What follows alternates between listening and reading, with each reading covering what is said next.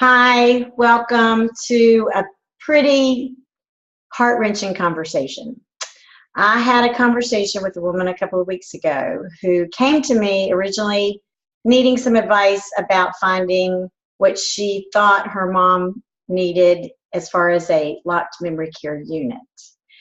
The conversation pretty quickly turned to what the real issue was, and that was her mother wasn't eating any longer. She said she wasn't hungry. She said she wasn't thirsty. And the daughter wanted to put a feeding tube in. The two brothers did not want to put a feeding tube in. And she said, the doctor said the woman was hospice appropriate, which means the estimated end of life is 6 months or less. And the daughter, the woman that was talking with me, said, I just don't think I'm ready to let her go. So she was clearly not wanting to give up and accept that her mom may be reaching the end of her life.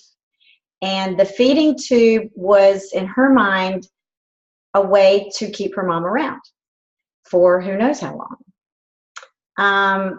So my point of this video is I'm going to add a link right below this video to a wonderful piece that was written called Love and Chicken Soup. And it's all about helping the family members deal with that tough decision about whether to do a feeding tube or not, because family members don't want their loved one to be hungry or to be thirsty. And in most cases, the reality is they're not hungry and they're not thirsty. And sometimes artificial nutrition and hydration can actually make symptoms worse depending on what's going on.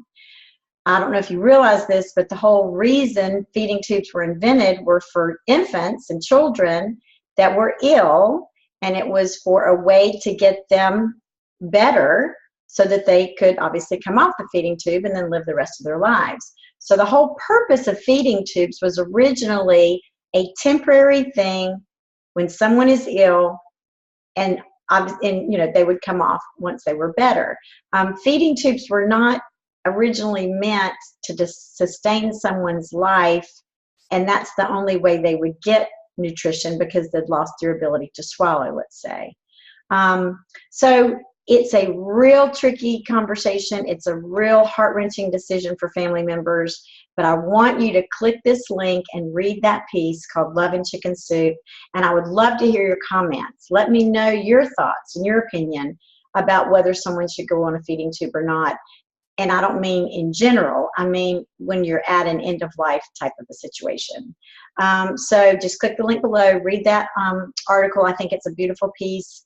And then also just let me know if you want to talk about the topic. You can email me and we'll work out a time to jump on the phone and chat about it. So thanks so much, guys. I hope you'll find this article helpful. And this is a hard topic. This is a really hard topic. But I'd love to hear your thoughts. So let me hear from you. All right, thanks. See you soon.